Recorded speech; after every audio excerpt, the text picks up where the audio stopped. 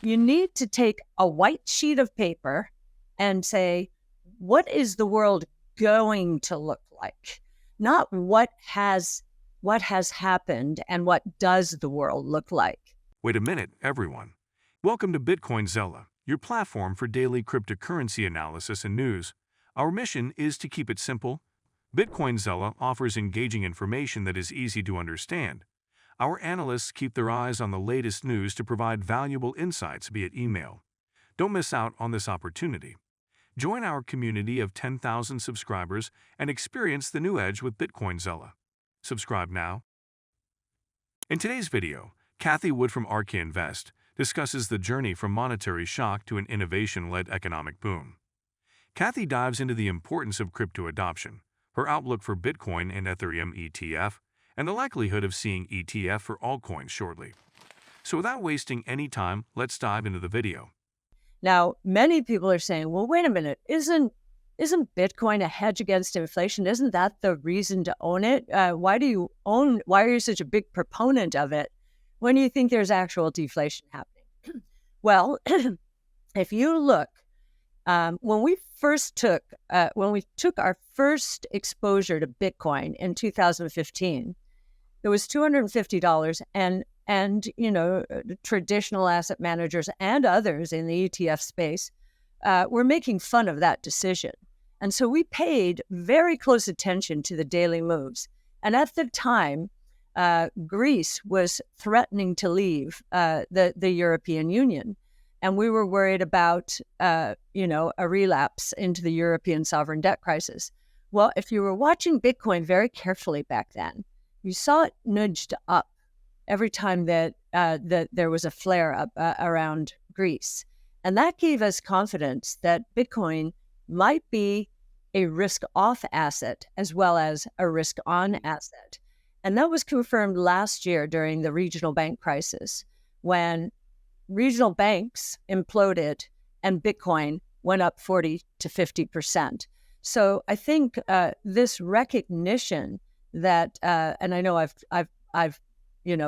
pivoted here a little bit from that paper to the topic at hand, but I think that realization that Bitcoin is not only a risk-on asset, a technology, as technology is, but it is a risk-off asset in terms of counterparty risk. There's no counterparty risk here like there is in the banking system.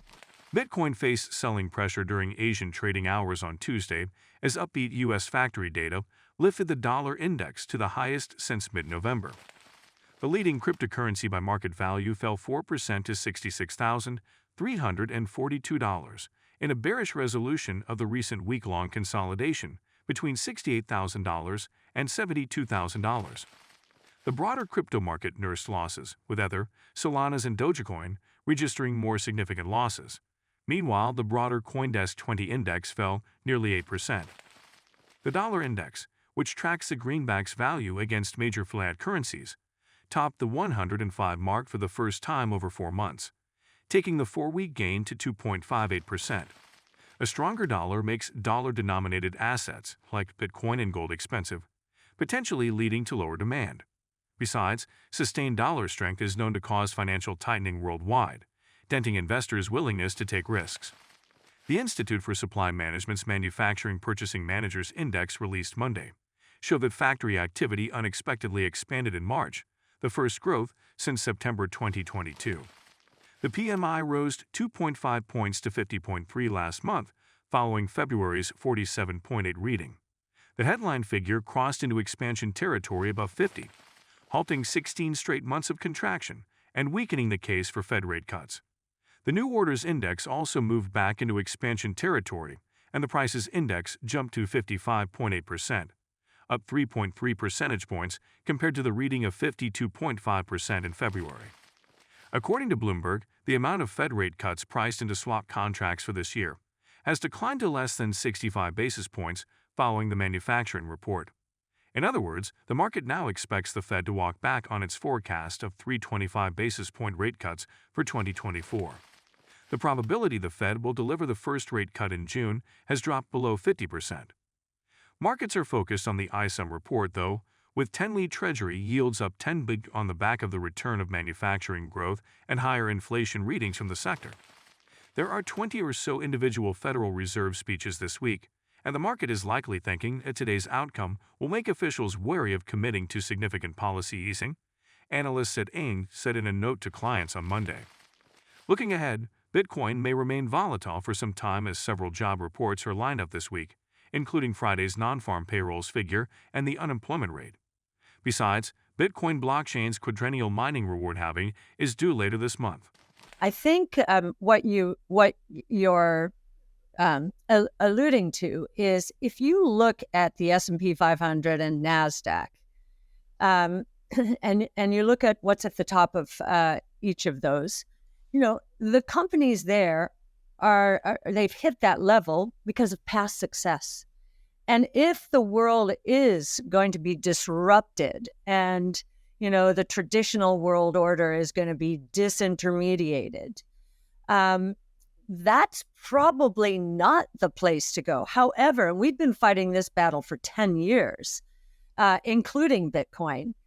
And we are providing exposures to the new innovation, the way the world is going to work. And what has happened, and it's unfortunate, I think it's the most massive misallocation of capital in history, is after the tech and telecom bust, and even more so after 08-09, there was a move towards risk aversion or risk mitigation.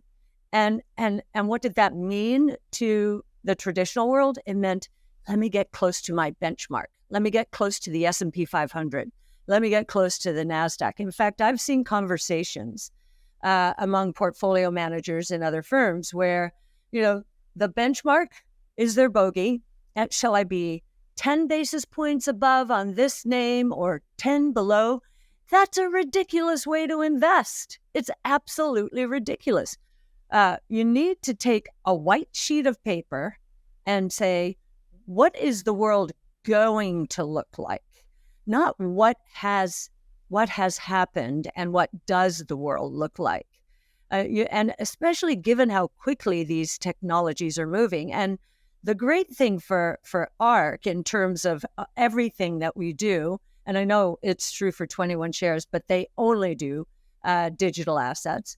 But the great thing for us is there is a new investor who understands and accepts this notion that volatility is part of the price you pay for this new asset class. And many, and we've been referred to just our basic ETFs and innovation as a new asset class as well. That is, we're not a new asset class. These are equities. Bitcoin and digital assets, that's a new asset class. But now we have an investor that understands that volatility is part of what you need to expect. I'm not saying they're comfortable with the downside volatility. They love the upside volatility. Volatility is a very good thing on the upside. So I think this whole space, this new asset class, is helping investors understand what we've been trying to communicate for the last 10 years. Bitcoin, of course, but also through these other innovation platforms. Former FTX CEO Sam SBF Bankman-Fried has reportedly responded to questioning from news outlets following being sentenced to 25 years in federal prison. According to an April 1 report from ABC News, Bankman-Fried responded via email to questions from the Metropolitan Detention Center in Brooklyn, where he has been held since August 2023.